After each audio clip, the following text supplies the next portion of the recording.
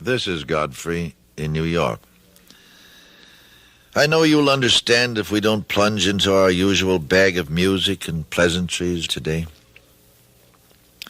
Once again, history has brought us up short. These many hours after that terrible deed, we're still stunned from the impact. I am grieving, we all are grieving, for a man and his family and for our nation. Yes, the bullets that struck Senator Kennedy also tore into the tissue of all America. I've been thinking back to yesterday morning. Fine, beautiful, early summer day it was in New York. I awoke early for me, 7 o'clock.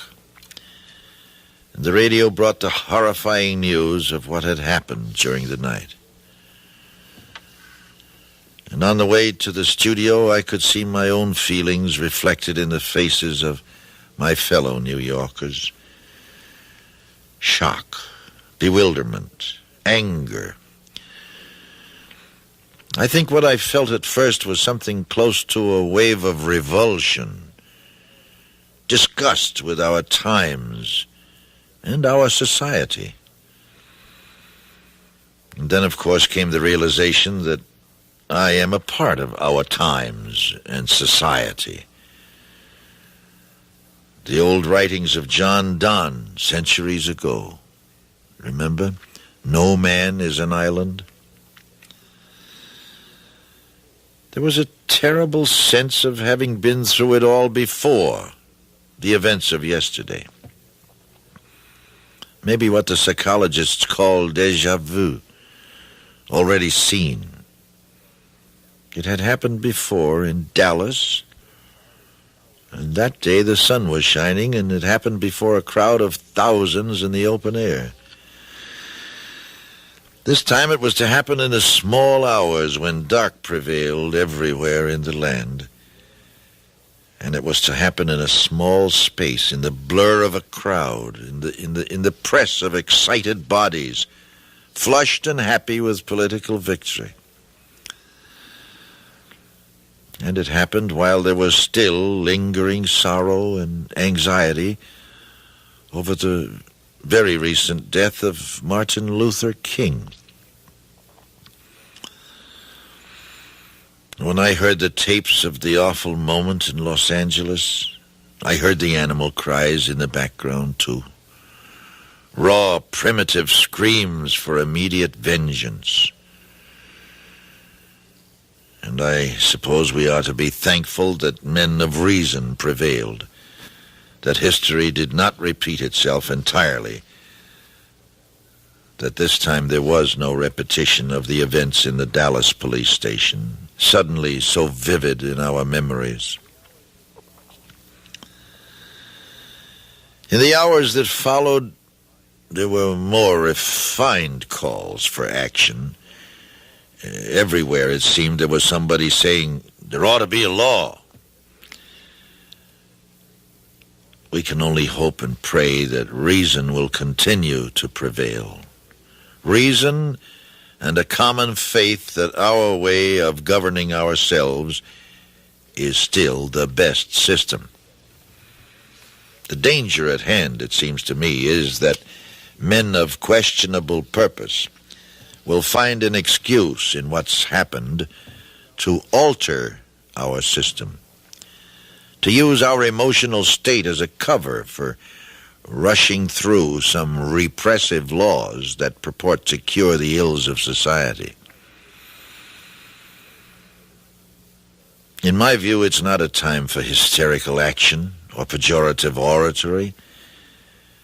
I would think it's a time to sit down and have a cool, calm talk with ourselves.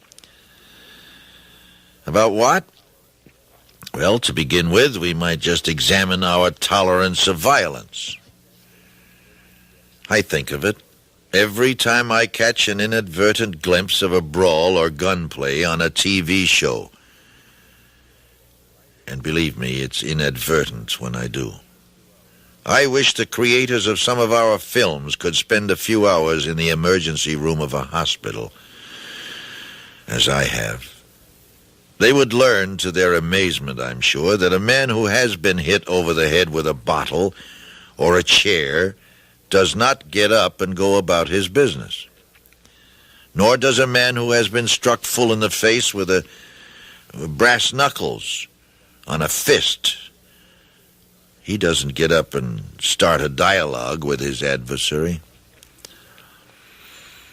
We are told that that's what people want these days. Only it's called action and not violence. The best that can be said is that we have unwittingly created a climate for this sort of thing. And I think it's a perplexing state of affairs. We are asked to believe that our instincts make us gobble up all manner of fictional violence. Yet many of our lawmakers believe it is the mood of the country to restrict its liberties in the name of curbing violence. If we are all guilty in allowing a climate of violence to develop, then maybe it is human to try to direct our guilt at someone else, to transfer it so we can feel clean and innocent, If that's the case, we'd better develop some new insights into ourselves. If we have reached a time when presidential candidates can be eliminated with pistol shots, we're in a bad way. One GI in Vietnam spoke for a lot of his fellow soldiers when he said, "What the hell is going on back there?" I get a little worried when I hear people in responsible positions talking rather loosely about curbing crime. Surely everyone is in favor of that. The question is, how do we go about it? I don't know of any way we can legislate sick minds out of our society. Ours is a good country. Americans are, by and large, good people, with good hearts, with good thoughts, with high, lofty ideals. Sure, we have sick people among us, a great many these days. Most of the time we can't even recognize the criminally insane until something frightful has happened. You know, you see people walking the streets, dirty, filthy clothing, dirty, filthy, grimy-looking hairdos. And you think to yourself, they must be insane. They must be sick. And yet, sometimes you talk to them, and the very one who gives you that creepy feeling just to look at him turns out to be quite an intellectual. And you wonder why. How come a man with that much education, as articulate as he can be, as intelligent as he seems to be, how can he have such little respect for himself that he will appear on the public streets in filthy clothes and scraggly, horrible-looking hairdos? You just can't imagine why. How are we going to tell who is insane and who isn't? As I say, we can't even recognize them until something frightful has happened. Nor do I know of any way in which we can write laws that govern the quality of our society. No. This will have to come from within. I mean, those changes of heart and mind that eliminate the meanness of spirit. The words of the late George Bernard Shaw come to mind. The worst of all crime is poverty. Yes. And in America, we, when it comes to poverty, have a rather sorry record of indifference and apathy. How can it be possible, we ask ourselves, that I heard the figure the other day in some report that I got that 30 million Americans go to bed every night hungry. It doesn't seem possible. And yet it seems to be the conclusions reached by a very able committee that devoted a lot of time to the study of the problem.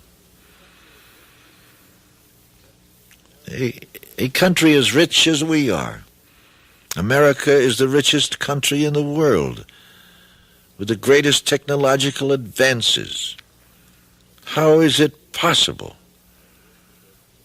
that we have people who are going to bed hungry every night? One little soul, because we have surplus food. It just doesn't make any sense. Of course, that poverty is what breeds the kind of anarchy that we're witnessing these days. True it is, as I heard someone say, that we've had violence. Violence has predominated many, many years of our history. From the very beginnings. It is true. We started out that way. And until half century ago or so, the wild and woolly West was full of violent characters and people who shot one another on sight. Sure, we've had violence in our history and sick people in our history. Ever since the beginning, ever since the Revolution and before that. But what I don't understand is how it can continue to persist in this beautiful land of ours, whose beauty is decaying slowly because of our apathy. How is it possible that so much of this violence seems to be prevalent today? Is it more than history will show? I haven't had a chance to check it again. Maybe it isn't. Maybe it's normal. I don't know. But it certainly seems so unnecessary, so uncalled for now, especially nowadays.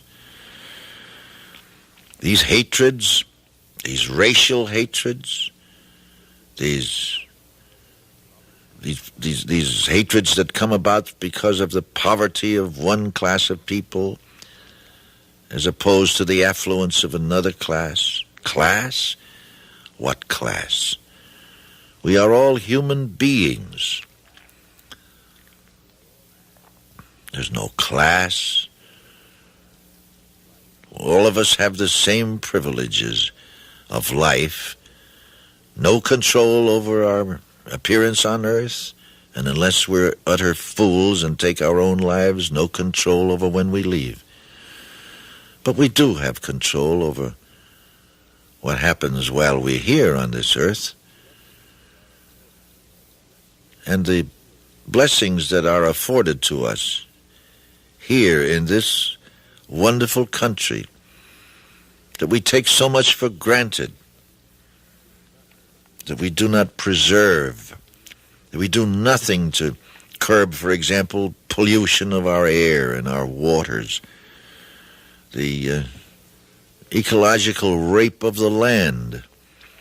We've let it go so long that now it's going to take an all-out effort and a terribly expensive, frightfully expensive effort to right these wrongs. And from all these neglects that we are guilty of, you and me, you and I are guilty of these things.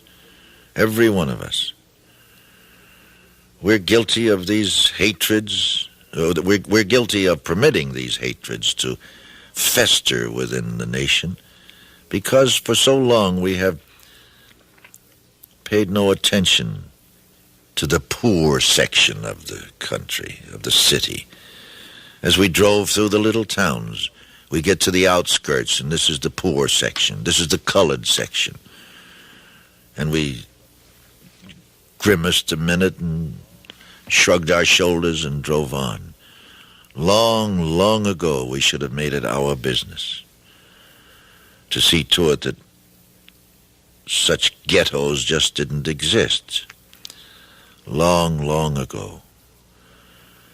Long ago, we should have provided training for underprivileged, undereducated people, for jobs that would mean something to them, instead of offering them menial, horrible work that has no future whatever.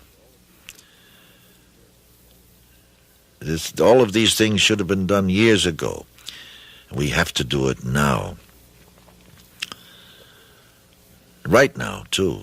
I mean, we have to get going today. We should have been there yesterday. You've been listening to a special broadcast of Arthur Godfrey Time. This is the CBS Radio Network.